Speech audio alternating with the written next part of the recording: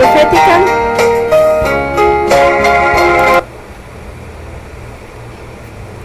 Otra tarde más, otro viernes más. Bienvenidos a este su programa. Hoy estaremos meditando un poco, pero antes de meditar y abrir nuestras Biblias, nuestros libros, les invito a que mientras esperamos un poco, escuchemos estos himnos, meditemos, reflexionemos y esperemos.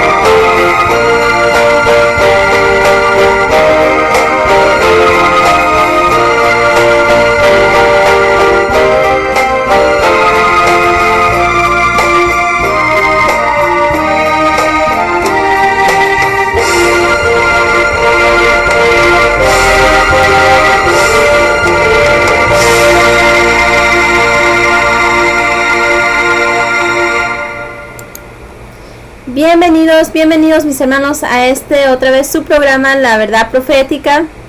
En unos minutos estaremos empezando mientras esperamos que más hermanos se agreguen a esta línea. Otro viernes más, otro viernes de meditación. Sean bienvenidos, prepárense y pronto estaremos comenzando. Un himno más y estaremos comenzando.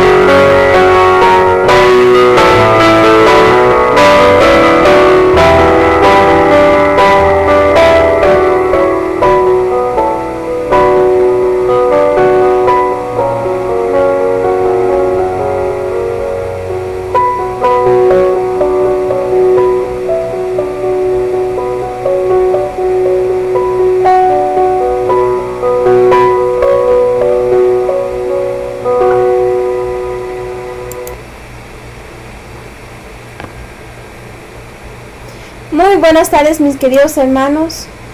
Para iniciar en esta tarde voy a leer en Romanos 1:17 y en la última parte donde dice: el justo vivirá por la fe. Con esas palabras en mente les invito a que nos postremos de rodillas en esta tarde. Bienvenidos a todos los que se han agregado. Vamos a arrodillarnos para pedir la bendición del Señor.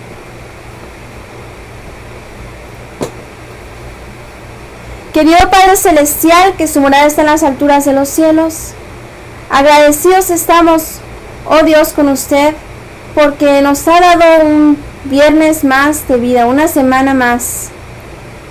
Y que en este viernes, iniciando su día santo, pueda usted bendecirnos, podamos venir con gusto a buscarlo, pues sabemos que si lo buscamos de corazón lo hallaremos.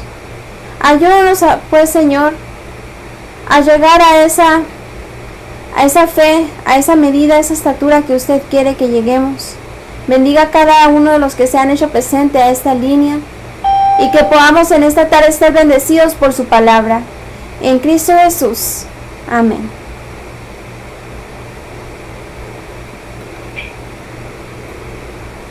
Estaré leyendo el libro Lecciones sobre la Fe, escrito por los pastores A.T. Jones y E.J. Wagner.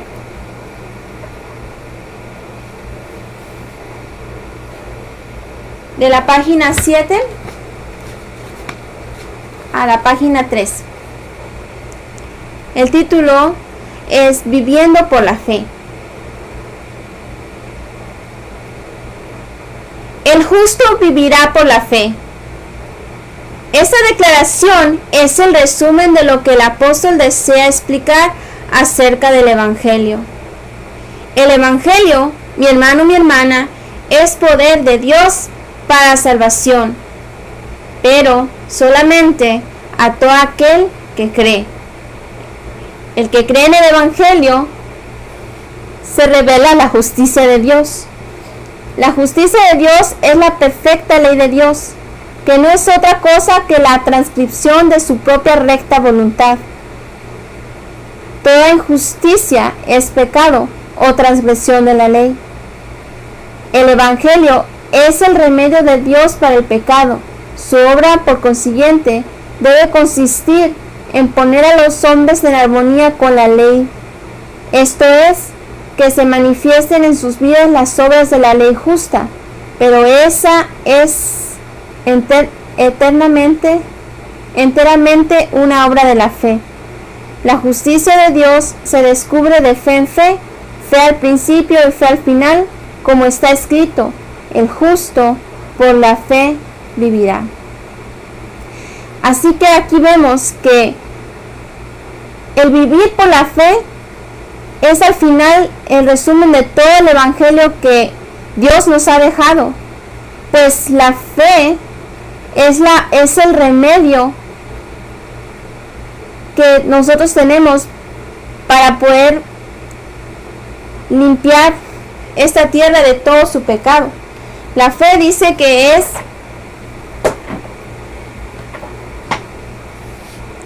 para nosotros lo que debemos de ser, cuenta para nosotros como justicia. Es lo que nos revela la recta voluntad de Dios. Hermano, aunque no lo creamos, esto ha venido siendo en toda época, desde la caída del hombre. Aunque nosotros pensemos que la fe, esto de lo que es el Evangelio empieza con el Nuevo Testamento, no. La fe se ha manifestado desde los primeros hijos de Dios hasta hoy. Y lo seguirá haciendo hasta que los santos de Dios tengan escrito su nombre en sus frentes y lo vean como Él es. El apóstol tomó la cita del profeta Habacuc de Habacuc 2:4. Si los profetas no lo hubiesen revelado, los primeros cristianos no lo habrían podido creer, ya que disponían solamente del Antiguo Testamento. Decir que en los tiempos antiguos los hombres no tenían sino una idea imperfecta de la fe equivale a decir que no había ningún hombre justo en aquellos tiempos. Pero ¿será esto cierto? ¿Será que antes no podían entender bien el evangelio, la fe. Y si no es así, entonces no había ni un hombre justo en aquel entonces. Pero ¿qué decimos de lo que dijo Pablo en Hebreos 11? Vamos a ver qué es lo que dijo ahí. Él se va hasta el principio y empieza con el primer justo, dice así. Y da una cita de un ejemplo de fe salvífica. Por la fe, Abel ofreció a Dios mayor sacrificio que Caín, por la cual alcanzó testimonio de que era justo. Así dice Hebreos 11:4. Dice asimismo de Noé, que por fe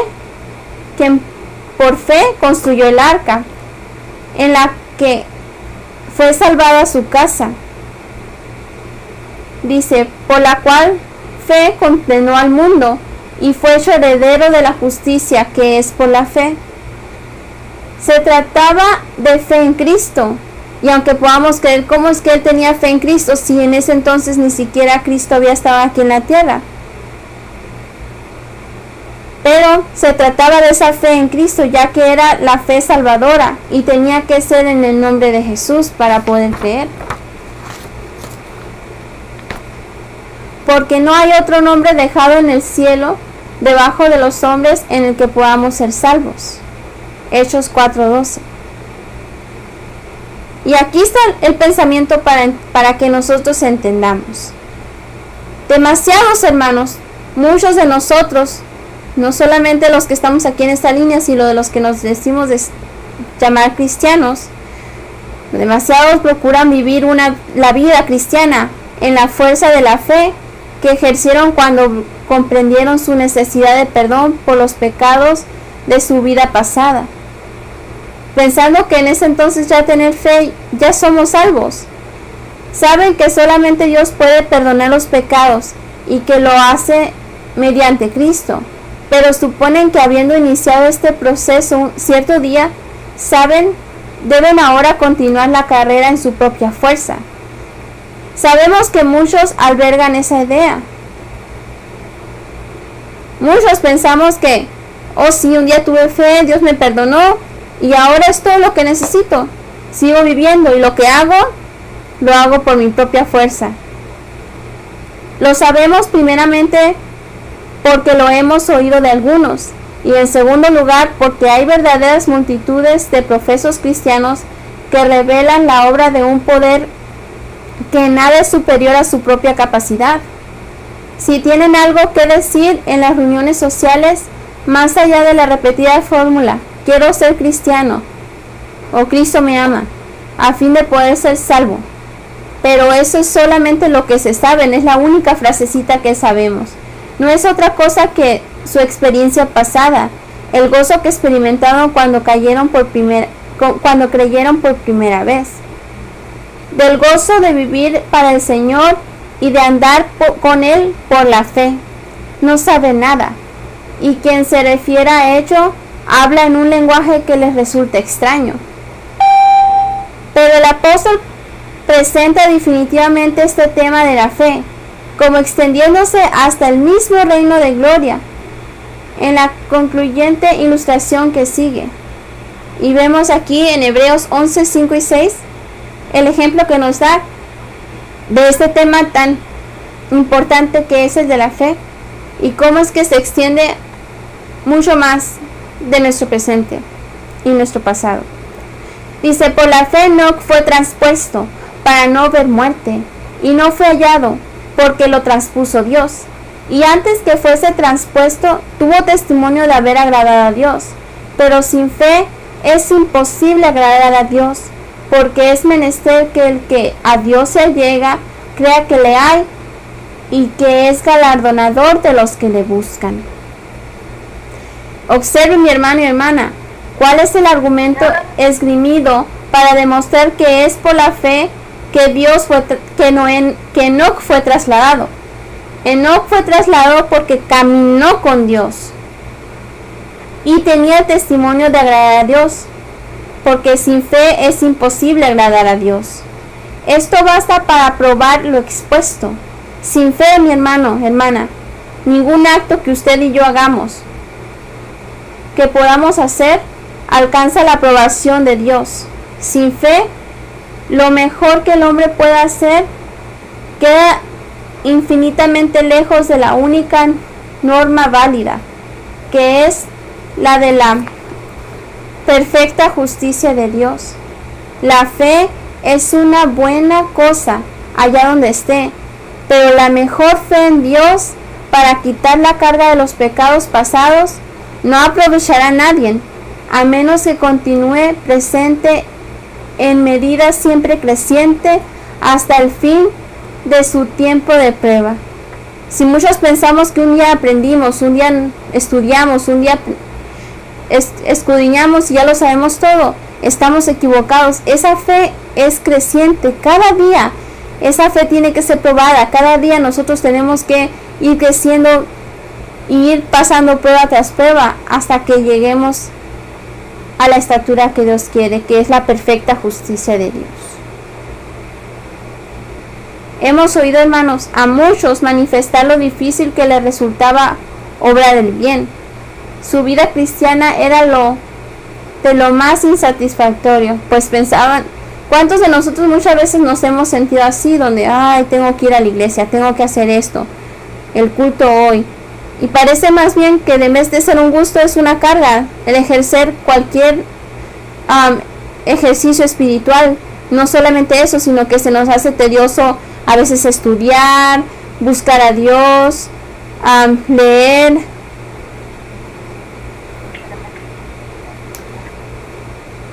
Dice, estando marcada solamente por el fracaso. Y cuando no pasamos una vez nuestra prueba, ¿qué pasa?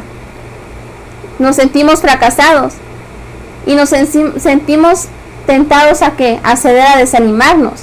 Eso no es sorprendente que nos desanimemos, ya que el fracaso continuo es capaz de desanimar a cualquier persona. El soldado más valiente, hermanos, del mundo entero, acabaría desanimado si sufriese una derrota en cada batalla. No sería difícil oír de estas personas lamentos por ver mermada la confianza en sí mismas. Pobres almas, si solamente pudieran llegar a perder completamente la confianza en sí mismas y la pusieran enteramente en aquel que es poderoso para salvar, tendrían otro testimonio que dar.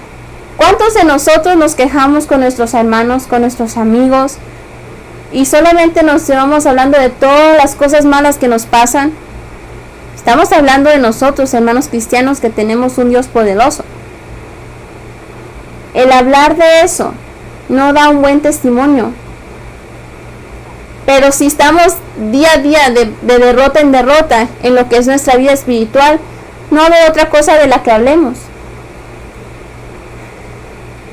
Pero si nosotros llegáramos a perder completamente la confianza en nosotros mismos y dejáramos todo lo que tenemos en las manos de Dios, sería otro testimonio que diéramos. Entonces dice, se gloriarían en Dios por el Señor Jesucristo. Dice el apóstol Pablo, gozaos en el Señor siempre. Otra vez os digo que os gocéis. Filipenses 4:4.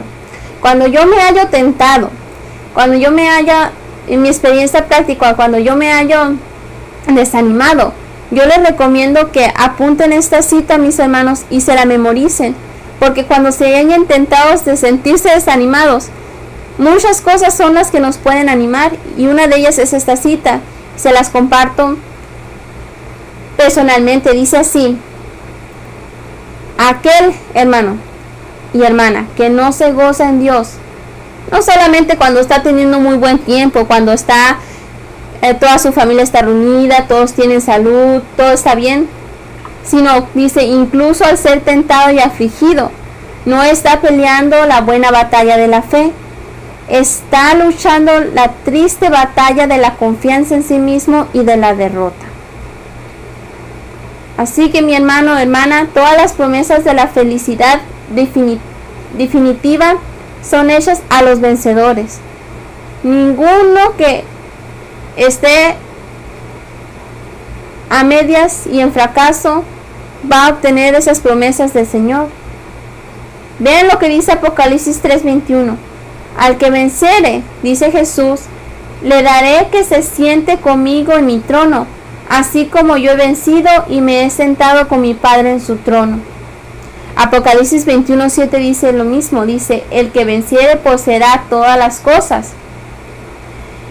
Un vencedor, mi hermano y hermana, es alguien que gana victorias. La herencia no es la victoria.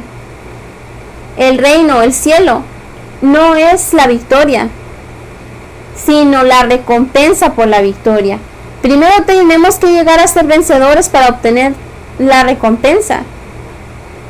¿O les dan acaso la corona o el trofeo a alguien antes de haber ganado? ¿Verdad que no? Primero tiene que ser vencedor para poder después obtener el premio que se le vaya a dar. La victoria es ahora, mi hermano, hermana. No es hasta allá, no, es ahora. Las victorias a ganar son victorias sobre la concupiscencia de la carne, la concupiscencia de los ojos y la soberbia de la vida. Victorias sobre el yo y las indulgencias egoístas que tanto están en lo que son nuestras filas en nuestra iglesia. Y si no, volteemos a vernos a nosotros mismos, no necesitamos ver a nadie más. ¿Cuántos de nosotros somos tan egoístas y solamente estamos pensando en nosotros? Nos complacemos a nosotros mismos y no estamos dispuestos a hacer ningún sacrificio para Dios. Aquel que lucha, hermanos, y ve huir al enemigo puede gozarse. Nadie puede quitarle este gozo que se produce al ver cómo claudica el enemigo. Algunos sienten pánico ante la idea de tener que mantener una continua lucha contra el yo y los deseos mundanos. Muchos hasta pereza nos da. Eso es así, solo porque desconocen totalmente el gozo de la victoria.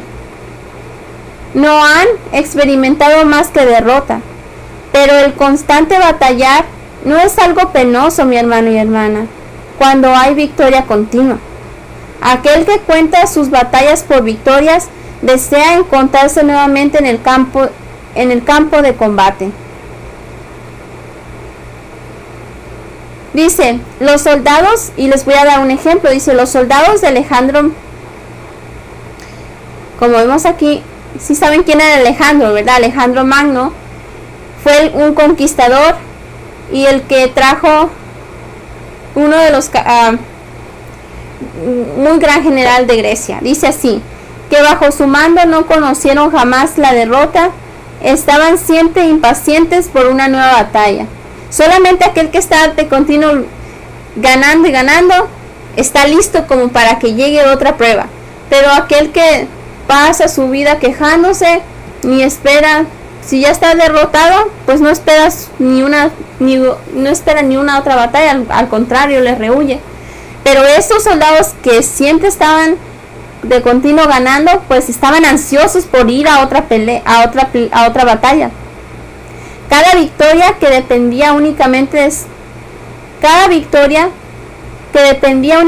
de su ánimo aumentaba su fortaleza y hacía disminuir en correspondencia la de sus vencidos enemigos. Ahora, ¿cómo podemos ganar victorias continuas en nuestra contienda espiritual? Escuchemos lo que dice el discípulo amado. Primera de Juan 5:4. Porque todo aquello que es nacido de Dios vence al mundo, y esta es la victoria que vence al mundo. Y la victoria que vence al mundo es nuestra fe. Ahora podemos leer de Pablo en Gálatas 2:20, dice, con Cristo estoy juntamente crucificado, y vivo no ya yo, mas vive Cristo en mí. Y lo que ahora vivo en la carne, lo vivo en la fe del Hijo de Dios, el cual me amó y se entregó a sí mismo por mí. Así que mi hermano y hermana, aquí está el secreto de nuestra fuerza. ¿Y cuál es el secreto de nuestra fuerza? ¿Cuál es el secreto de la fuerza de los soldados de Alejandro? Vamos a ver. Es Cristo, mi hermano y hermana, el Hijo de Dios, a quien fue dada toda potestad en el cielo y en la tierra, el que realiza la obra. Si es Él quien vive en el corazón y hace la obra, ¿es jactarse decir que es posible ganar victorias continuamente? De acuerdo, esto es gloriarse, pero es gloriarse en el Señor, lo que perfectamente es lícito, pues dijo el salmista: en el Señor Dios me gloriaré, y en el Señor Dios se gloriará mi alma. Y Pablo también dijo en Gálatas 6:14: más lejos esté de mí gloriarme, sino en la cruz de Cristo nuestro Señor Jesucristo, por el cual el mundo me es crucificado a mí y yo al mundo. Así que el secreto de nuestra fuerza es siempre depender de nuestro capitán, así como los soldados de Alejandro Magno. ¿Saben? Los soldados de Alejandro Magno tenían fama de ser invencibles. ¿Por qué? ¿Será porque tenían más fuerza y eran más fuertes? ¿O eran más altos, más de ánimo, eran más optimistas que sus enemigos? No, mi hermano y hermana, sino porque estaban bajo el mando de Alejandro. Su fortaleza radicaba en su dirigente. Bajo otra dirección habrían sufrido frecuentes derrotas. Cuando el ejército de la Unión se batía en retirada, presa del pánico ante el enemigo en Winchester, la presencia de Sheridan transformó la derrota en victoria. Sin él, los hombres eran una masa vacilante. Con él, a la cabeza, una armada invencible. Si hubieseis oído los comentarios de estos soldados victoriosos tras la batalla, habrías escuchado alabanzas a su general, mezcladas con expresiones de gozo. Ellos eran fuertes porque su fe lo era. Les inspiraba el mismo espíritu que lo animaba a él. Pues bien, mi hermano y hermana, nuestro capitán es el Señor de los ejércitos. Se ha enfrentado al principal enemigo y estando en las peores condiciones lo ha vencido. Quienes lo sigan marchan invariablemente venciendo para vencer. O si aquellos que profesan seguirle quisieran poner su confianza en él, y entonces por las repetidas victorias que obtendrían, rendirían la alabanza a aquel que los llamó de las tinieblas a su luz admirable. Juan dijo que el que es nacido de Dios vence al mundo mediante la fe. La fe se aferra al brazo de Dios y la poderosa fuerza de éste cumple la obra. ¿De qué manera, mi hermano y hermana, puede obrar el poder de Dios en el hombre, realizando aquello que jamás podrá hacer por sí mismo? Nadie lo puede explicar. Sería lo mismo que explicar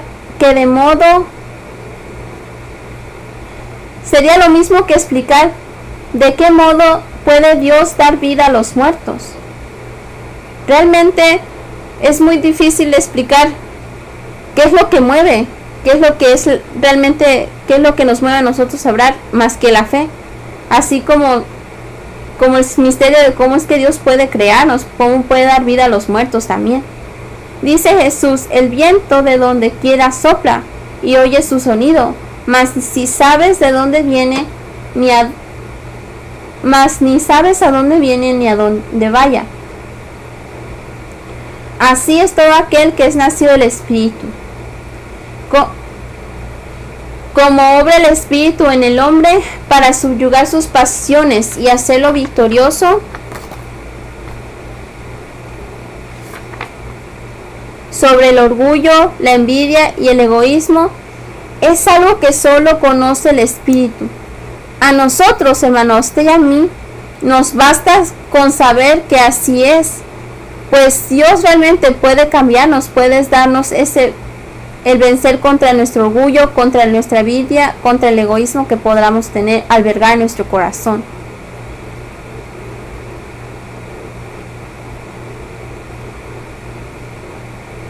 A nosotros nos basta con saber que así es, y será en todo quien desee, por encima de cualquier cosa, una obra tal en sí mismo, y que confíe en Dios para su realización.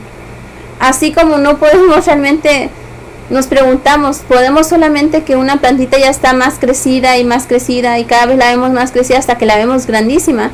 O los niños, un bebé, no podemos realmente ver ese proceso de crecimiento, aunque podamos observarlo de que ya crecieron, no vemos cuando están creciendo.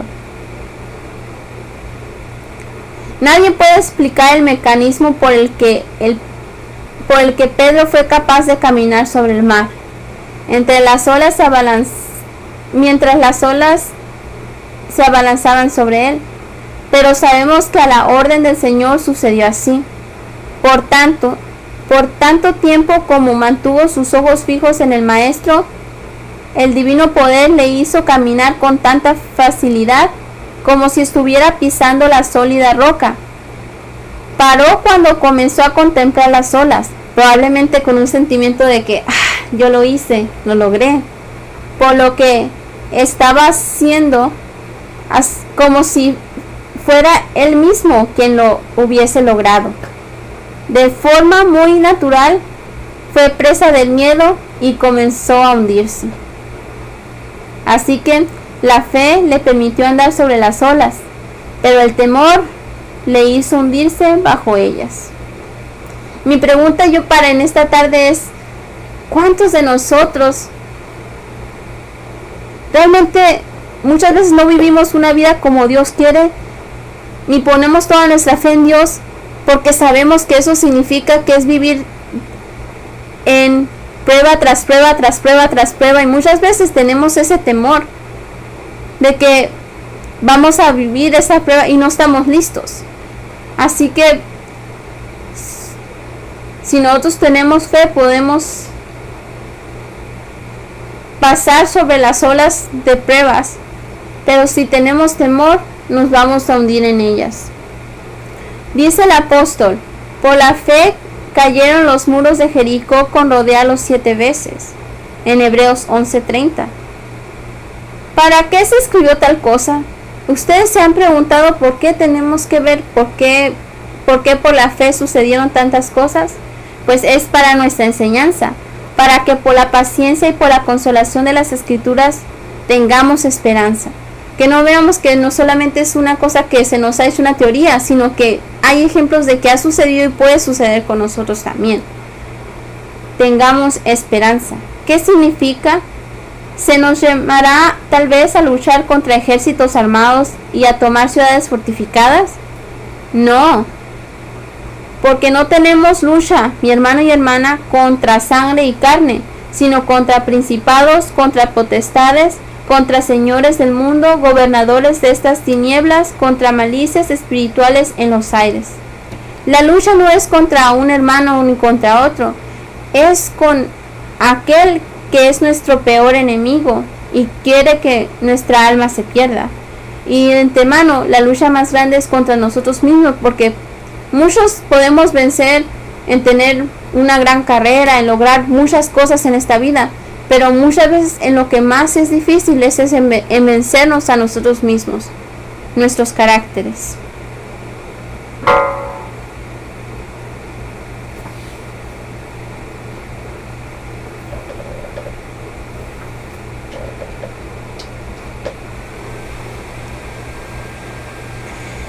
Dice,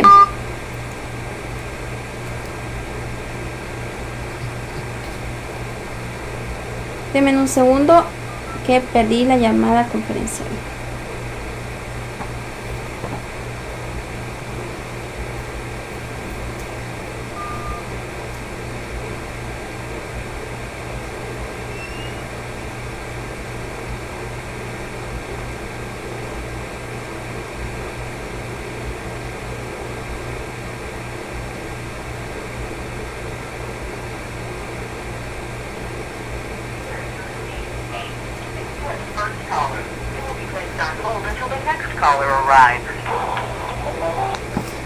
Así que mis hermanos, como continuaba diciendo,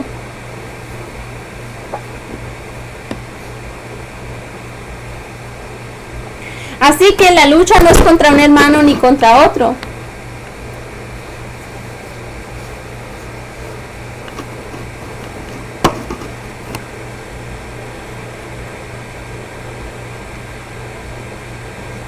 Sino que la lucha es contra nuestro propio yo, contra el enemigo de nuestras almas, y más bien contra nosotros, porque el problema radica en nosotros, que no queremos dar nuestro sacrificio para poder vivir una vida correcta. Dice así: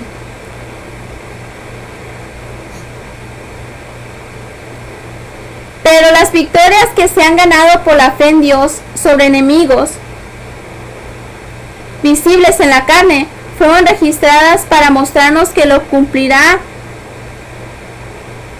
en la fe en nuestro conflicto con los gobernadores de las tinieblas de este mundo.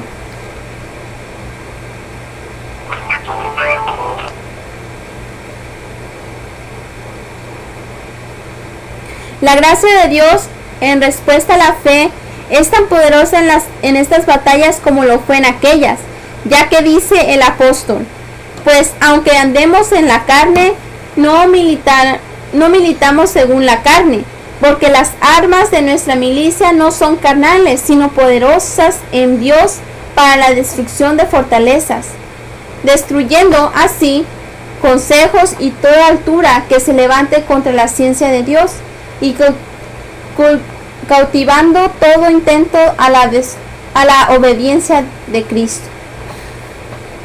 No fue solamente, mi hermano y hermana, a enemigos físicos a quien los valerosos héroes de antaño vencieron por la fe. No. Aunque podamos ver, vencieron a los filisteos. Vimos tantas batallas que se pelearon en la Biblia y vencieron contra enemigos grandes. Pero no solamente fue a enemigos físicos. De ellos leemos no solamente que ganaron reinos, sino también que obraron justicia, alcanzaron promesas, y lo más animador y maravilloso, mi hermano y hermana, de todo es que sacaron fuerza de la debilidad.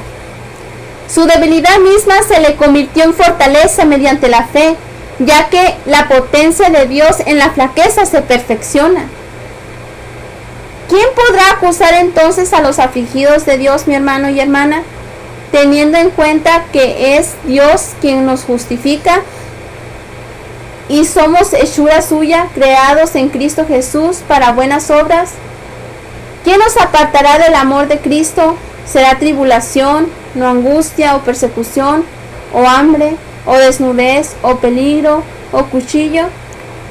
Ojalá, mi hermanos, que antes en todas estas cosas hacemos más que vencer por medio de aquel que nos amó. Así pues que ojalá y podamos realmente obtener esa fe, que podamos vivir por la fe, para que lleguemos a ser contados como justos, que podamos sacar potencia, fuerza de la debilidad, que podamos gozarnos cada vez que tenemos un problema, que tenemos una prueba, que podamos pasarla con un ánimo, pero solamente viendo al capitán que tenemos. Pues ese es el deseo para cada uno de nosotros, y es lo que Dios quiere para cada quien. Y esta es la meditación de esta tarde. Ojalá que el Señor pues nos pueda inspirar para tener más fe en Él, para ganar victorias. Así que con esta palabra en mente los invito a arrodillarnos, que podamos meditar y pensar que Dios